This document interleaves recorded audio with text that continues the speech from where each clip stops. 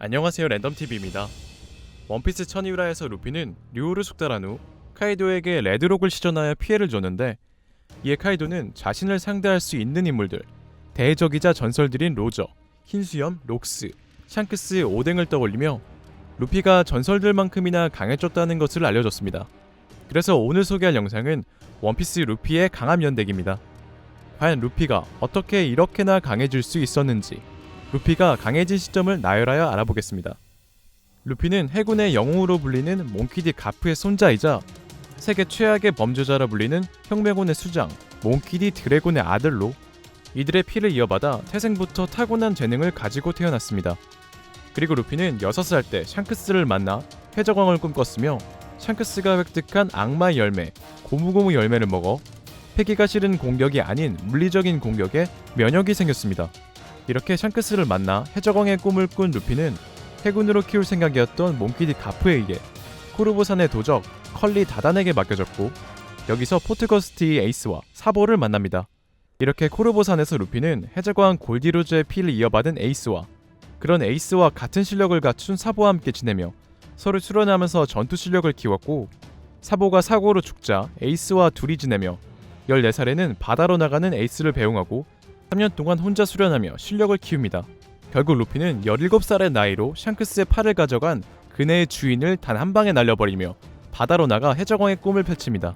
이후 루피는 수년간 단련한 실력으로 해군 대령 모건과 캡틴 크로를 손쉽게 제압하고 힘겹게 돈클리크, 아론, 크로커다일 등을 물리치며 극한의 상황에서 전투에서 이겨 실력을 점점 향상시켰습니다.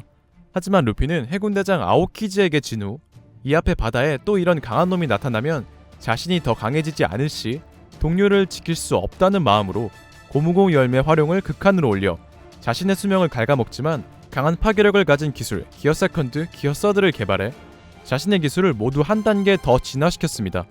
여기서 기어 세컨드는 팔다리를 펌프처럼 수축해서 혈액순환 속도를 올림으로써 온몸에서 격렬하게 피어오르는 증기와 함께 폭발적으로 신체 능력을 증가시키는 기술로, 기어 세컨드를 처음 사용한 것은 원피스 극장판 기계 태엽성에서 거대 로봇과 싸우는 중 우연히 능력을 각성시켰으며, 작화에서는 CP9 블루노를 상대로 본격적으로 사용하였습니다. 이후 루피는 CP9 로보르츠와의 대결에서 기어 세컨드뿐만 아니라 기어 서드를 사용하는데, 기어 서드는 뼈에 공기를 불어넣어 공격하는 뼈풍선으로 신체 일부를 거대화시켜 파괴력을 극한까지 끌어올리는 기술로, 뼈풍선은 총알이나 루치의 예리한 이빨마저 아랑곳하지 않는 경도를 자랑할 만큼 강력합니다. 이렇게 기어 세컨드, 기어 서드를 숙달한 루피는 기어 세컨드와 기어 서드를 동시에 사용하여 칠무의 게코모리아까지 격파하며 승승장구했지만, 해군대장 키자루와 칠무의 바솔로뮤 쿠마에게 실력으로 한계를 느껴 더욱 강해지기를 희망합니다. 이후 루피는 쿠마로 인해 어인섬에 떨어져 왕의 자질을 가진 자만 갖고 있다는 패왕색을 각성하고, 해군에게 잡혀 처형 위기에 처한 에이스를 구하기 위해 마린포드를 향해 임펠다운에서 마젤란과 전투 끝에 죽을 위험에 처하고 이를 극복하여 끈질긴 생명력을 보여줍니다.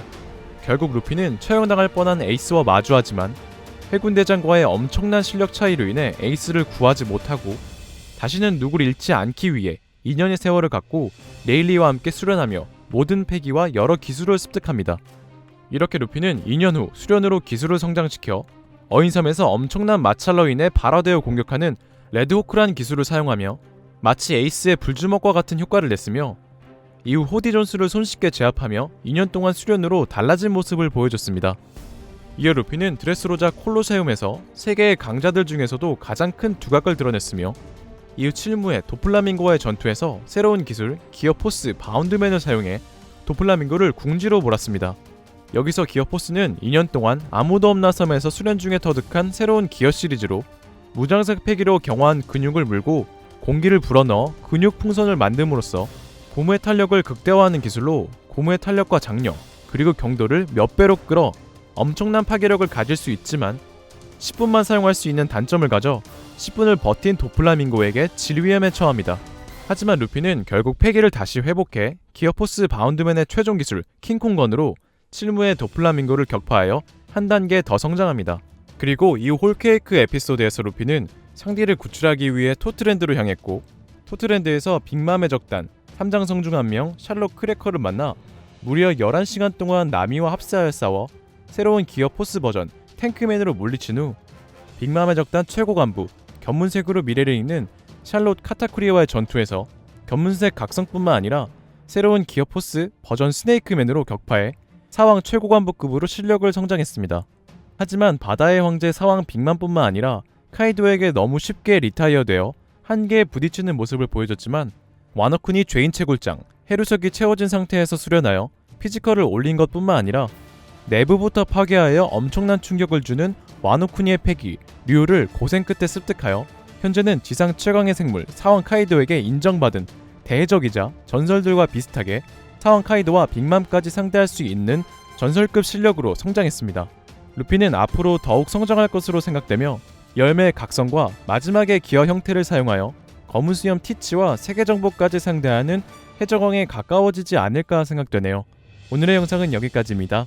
시청해주셔서 감사합니다.